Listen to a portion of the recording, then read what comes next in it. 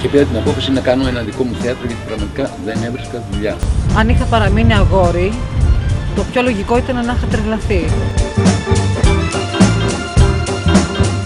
Έχω ταξιδέψει με αυτό το επάγγελμα. Έχω πάει Αργεντινή, Βραζιλία, Χιλή.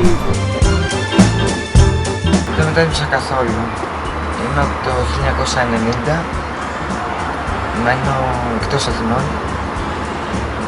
Και μου άρεσε πάρα πολύ. Αυτή τη δουλειά που κάνω την έχω επιλέξει γιατί την αγαπάω πάρα πολύ. Ήταν η Σιδώρα που πήγε να γεννήσει την κόρη μου. Δεν θα την ξεχάσω ποτέ. Ήταν σαν να μου έλεγε ότι θα σου φέρω το καλύτερο μήνυμα στη ζωή σου και μου το έφερε.